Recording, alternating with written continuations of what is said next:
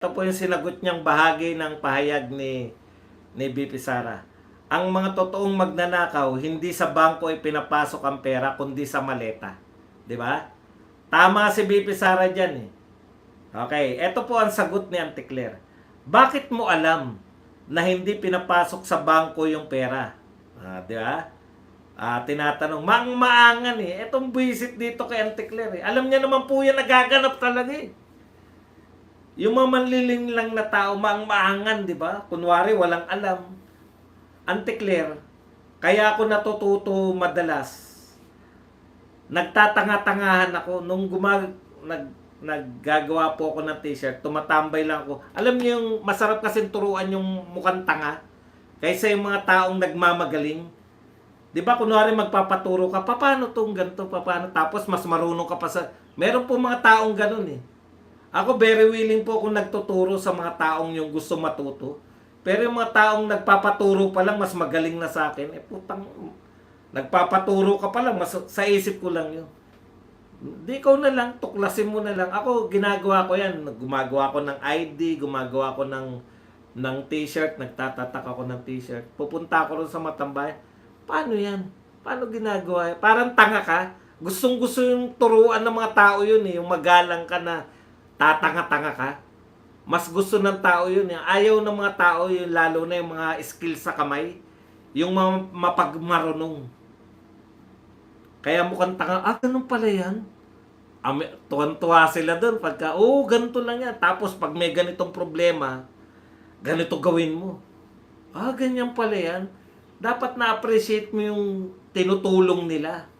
Kahit yung marami doon, 80%, alimbawa 70% no sinasabi niya alam niyo na, huwag kang magmarunong.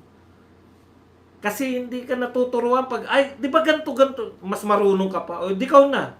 Nagpapaturo ka na nga eh. Hindi ka napapansinin no. Ganyan po yung paano ka matuto sa buhay. Huwag kang magmarunong. Puta, tinuturuan ka na, mas marunong ka pa sa nagtuturo. Ayun yung technique doon para matuto kayo, magtanga-tangahan kayo. Wag naman to the point na nagpakatanga ka na talaga.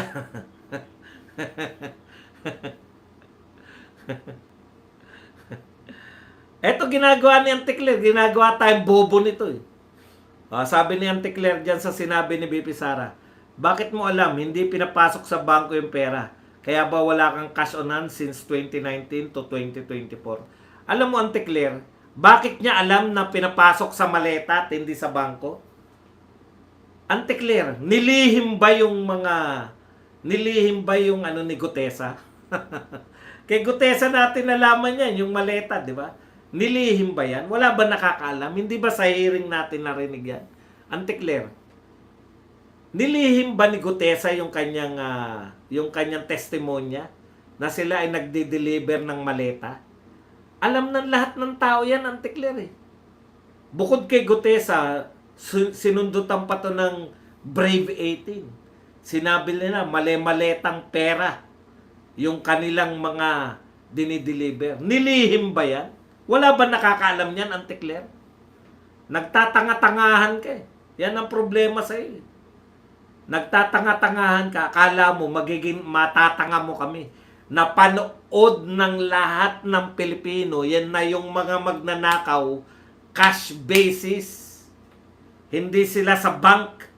Kaya lahat ng binibintang nyo kay BP Sara na nagpayaman siya, na siya ay binigyan ng mga drug lord sa bangko, malaking kalokohan yan. Drug lord, President Digong, magpapadala ko sa iyo sa bangko. Sure. Padalan mo ko sa bangko para may paper trail si Trillanes. Para lahat ng transaksyon natin with drug lords, malaman ni Trillanes, ibulgar niya sa mabom. Tanga ba yung mga sindikato? Tanga? Putang.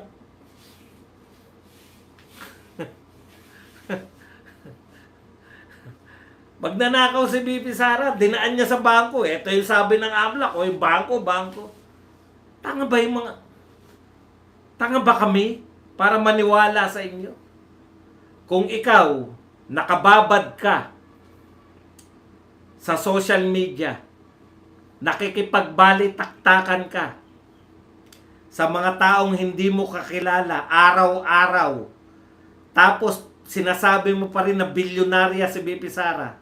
Dalawa lang yan. Ikaw ay uto-uto o bobo ka talaga. Puta, lahat na nagsabi. Iba yung transaksyon sa pera sa bangko. Pag sinabing transaksyon, lahat lumabas, pumasok, transaksyon ang tawag doon, i-add mo yun. Lahat na po pinasimple na sa atin. Lahat na pinapasimple. May pera kang 1,000,000. Nagdeposito ka sa bangko. Winidraw mo. Ay yung dineposito mong 1,000,000, ikaw ay nagnegosyo. Nalugi ka. Magkano pera mo sa bangko? 0. Magkano pag-aari mong pera? 0. Pero magkano yung naging transaksyon sa bangko? 2 million. Kasi nagpasok ka ng 1 million, naglabas ka ng 1 million, pero wala ka ng pera dahil nalugi ka. Nabudol ka. 'Di ba? Sabi, marami po akong eto pong bag ko na to. Tignan nyo po, maraming pera to, tsaka alahas eh. Kaya lang, kinakailangan ko lang po ng 50,000. Pairam nga po muna ng 50,000. Tapos iwan ko lang tong bag ko. Dahil ikaw puta, laway na laway ka na.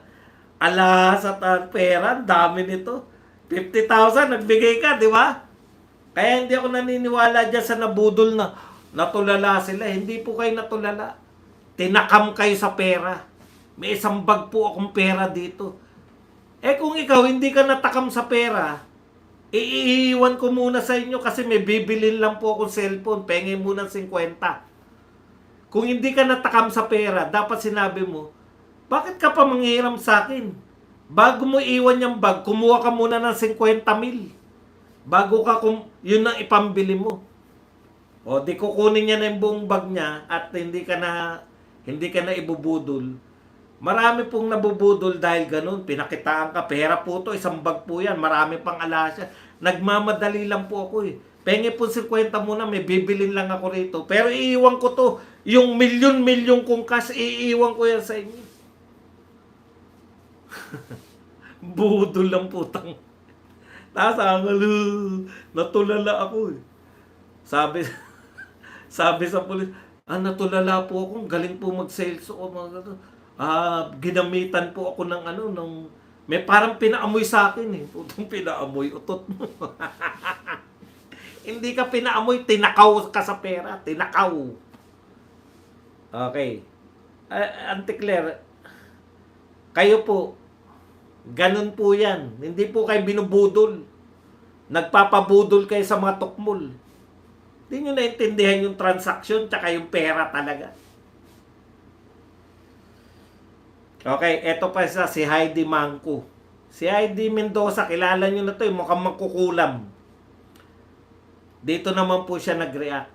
O, di ba sinasabi na hypnotize daw, may pinainom o may naamoy po ako, bigla po ako natigil eh. Natigil ka? Bet may pera kang bag.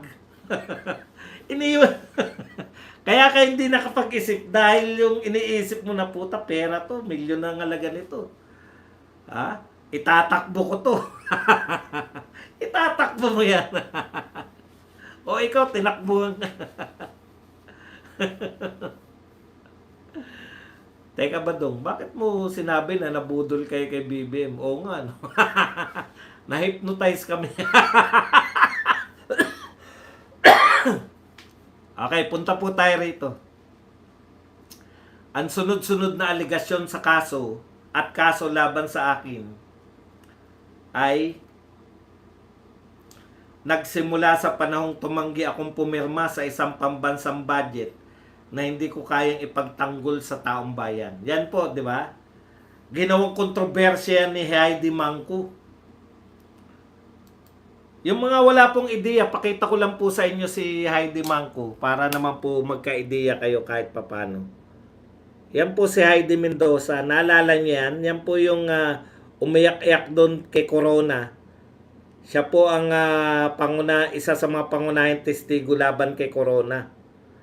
Kaya po si Corona po ay na-impeach. Kasi taga ano yan, taga COA yan noon eh. Taga COA siya. Ngayon taga COA rin. Taga COA ng ano.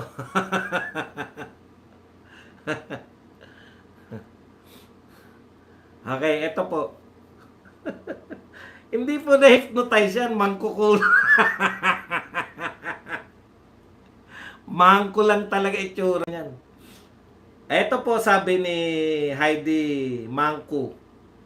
Palusot pa more, wala pong kailangang pirmahan sa budget ang Vice President. Alam mo, Heidi Mendoza, no?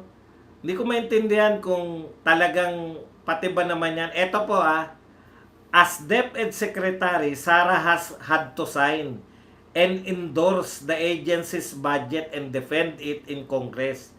DepEd budget is national in scope, not local. Use your kokote sometimes. Yan po ang pahayag ni Tricia. Di ba? Yan po yan.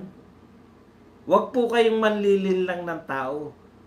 Yan ba naman mga sinasabi ni BP Sara, hindi pa totoo? Yung pipirma. Ayaw niyang pumirma, ayaw niyang mag-request na alam niya na kontrolado ni Saldico at saka ni Martin yung budget. Ang katotohanan po niyan, may naitayo bang mga classroom? Okay. Yan lang yun, Heidi. Ngayon, kung sasabit ka na naman dyan, hindi ka pa rin mananalo pag tumakbo ka. Masyado kayo. Yan